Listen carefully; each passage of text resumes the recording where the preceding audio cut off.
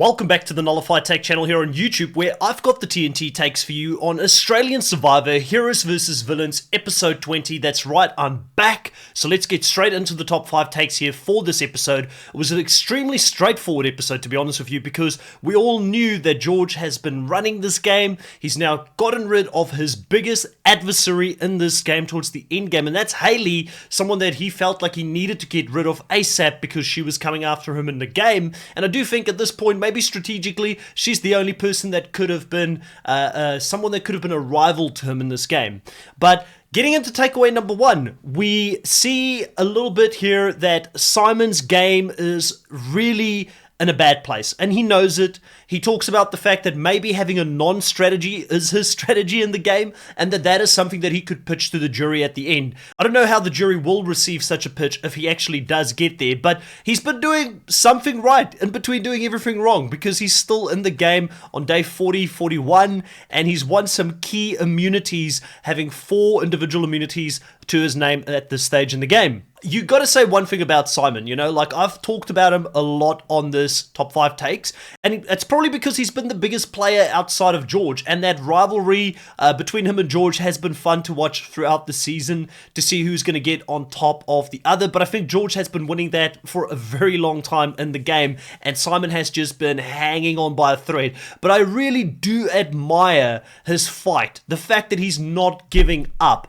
You know, you can say what you want about him trying to go to Jerry, going to Matt, trying to have these conversations about being pawns, being lambs led to the slaughter. As soon as they get to the end, they're not going to have anything to pitch to the jury. But he's got to try something, right? He can't go out without giving it a good hot crack. So I actually am really enjoying Simon not leaving anything out on the table. He is playing like he's never going to return to the game again, which I think, hot take here, maybe not so hot take, Simon is a lock to come back for a future season. And I would love to see what his game is going to look like if he's ever to play the game again, because I think his biggest weakness this season was that he got locked in on George so early on, and he never really showed a flexibility to go and move where the wind takes him outside of that George target. Takeaway number 2, we have to bring up Matt's journey in the game. We finally get a couple of confessionals from him this episode. He's been very quiet. You know, sometimes we kind of forget that Matt is playing this game, and he breaks down and is in tears because Simon called him someone that is a bit of a goat in the game, or a bit of a lamb being led to the slaughter. And he says it's very hard when somebody says that to think that about your game, because he's out there playing for, I don't know if it's his wife or his partner. They've got a kid on the way. You know, we finally get to see his motivation. And normally if we see this type of scene early in the season, I would say, keep an eye on Matt. He potentially could be a winner this season. But we are seeing this way too late for me right now to think that Matt's still winning this game. Listen, stranger things have happened in Survivor. Believe me, we've had winners come out of nowhere and win the season. But I just don't see Matt being the person who's going to win it from here on out. And I think this is just for us to feel some sort of empathy towards Matt, because he's not making a move in the game. And I remember writing down on my notes when I saw him crying, it's like, why are you crying? You're still a player in this game. You can still make a move right now. I think the problem here is Jerry is so locked in with George, and he's a man of his word. If he's given his word, he's not going to move, and he doesn't want to cut George. I think Jerry will cut him, but I don't think he wants to cut him at this point in the game, and that makes Matt's moves very difficult as well. But Matt knows that he's been on the outs for that vote against Hayley. He wasn't trusted, so it does let him know that he's potentially in a very bad spot in this game right now. And we do see throughout this episode he's open to making a move. The problem is the numbers have dwindled to such a degree that there is no one that he can make a move with. He's waited too long, and I do think, sadly, if Matt gets to the end, he's a 0 vote finalist. Maybe the only person he can beat at the end is Jerry, but I don't even know if he could beat Jerry, because I feel like Jerry's had a more impressive game than Matt. You know, at least he's been that right-hand person to George for a long period in the game, and he's someone that has, even though he doesn't really bring much from a strategy point of view, you know, he had the Stevie vote where it was his decision, and he's been talking to George about strategy throughout the game. So I think Matty at this point is probably the person with the least amount of chance to actually win this season. Takeaway number 3, I called it a bit earlier in the season, but George wants to be the middle vote going into the end game. He lets us know he's got 2 alliances, One side of it is going to be Liz and Nina, and the other side is going to be Jerry and Matt, and he can choose which way he wants to go in the game. He's got that Day Spa Alliance, and he's got his, I don't know what they call the other alliance that they created on the Heroes tribe when they were there, but it's interesting because, you know, the way that the game shapes here in this episode is that he doesn't fully know if he can trust Nina, and having that flexibility to know he can still work with Jerry and Matt really gives him options in this game. And Liz is someone that he continues to pull closer and closer back into the fold. It's someone that he's feeling comfortable and familiar with. She was a part of that Spice Girls alliance from the start, and we see it even here at Tribal Council where it's pretty live, that he's got that very strong connection with Liz where he can still pull the strings and get her to vote the way that he wants to go in this game. But George is in a lot of trouble at this point. You know, he does look pretty to get into potentially a Final 3, Final 4 situation.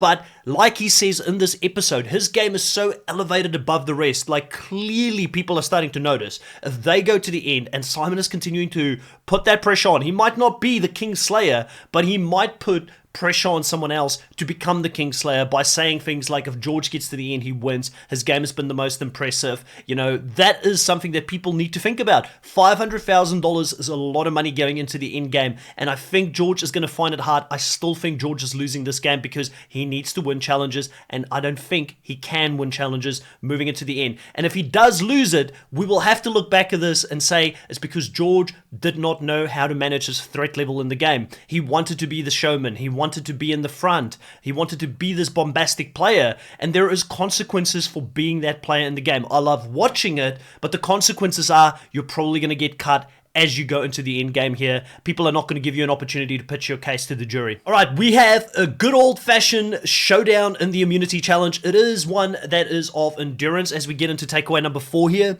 They have to stand on these wooden pegs with their feet, bare feet, and hold on to an idol. It is an endurance challenge that Simon hates to do because Simon is not the best at doing endurance challenges, and he even goes in there with a bit of a defeatist attitude saying it's probably not going to be my day. But he did give it a good red-hot crack out there. He ends up being the third last person falling off and losing his footing as he's trying to stretch his legs out, which makes it a showdown between the two allies, Matt and Jerry, in the game. Hats off to Jerry, man. That guy has got a heart when it comes to trying to just stick in there and showing the metal. You know, they were bred differently back in the day. And Jerry really does give the young guy a really, really good battle here at the end. But they choose to go onto one foot so that they can get this over with a little bit quicker, and Matt ultimately does hold out, winning that second immunity of the season, which gives Matt the confidence to go and try and pull the votes together against George here, because when they go back to camp, George talks about the fact that they're going to split the vote. It's going to be 2-2-2. And what he wants to do in this scenario is he wants to have 2 votes placed on Simon and 2 votes placed on Nina, and then he wants to get Nina to throw her vote on Jerry in this spot. And that's going to be interesting because there's going to be some consequences to that 1 vote on Jerry by the end of this episode.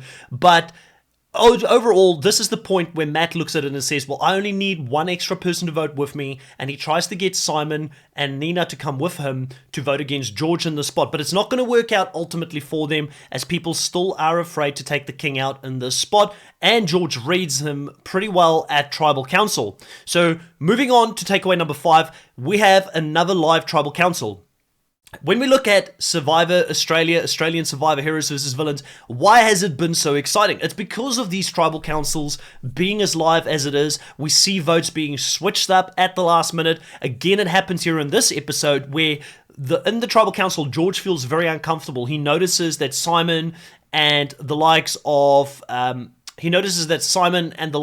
Matt keeps talking to each other. Nina and Simon gives each other a handshake. There's certain body language that feels off for George, and he turns to Liz and he says, I think that they're going to switch on me. I think Matt is coming after me. And Liz has got no reason to doubt him. His reads have been pretty accurate throughout the season.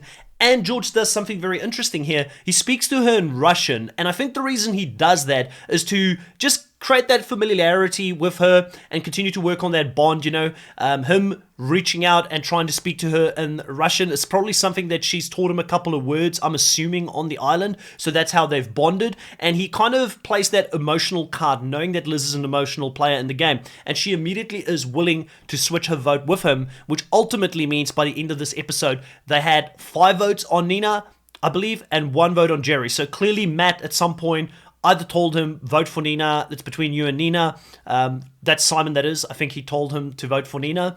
And it's interesting because there is a twist to this game. I hate non-elimination episodes. I don't think I'll ever be a fan of non-elimination episodes. Let me know in the comments below if you guys like it. I know people say it is a part of Australian Survivor and it's never going to go away.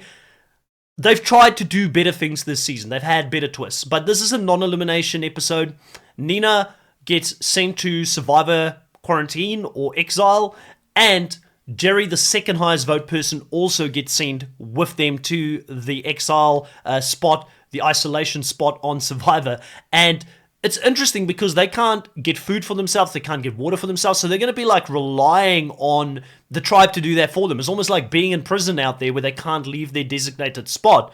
But this is potentially going to leave George's game in a very vulnerable position. Like I said, Jerry is not wanting to move on George because he's given him his word, but we can see in the next on episode that Nina is going to spill the beans on the fact that George told her to vote for Jerry, and that's going to leave a sour taste in Jerry's mouth. You can just tell he's one of those people, he wants you to be a straight shooter, and if he feels like you've betrayed him, I do think this could turn Jerry against George moving forward in the game.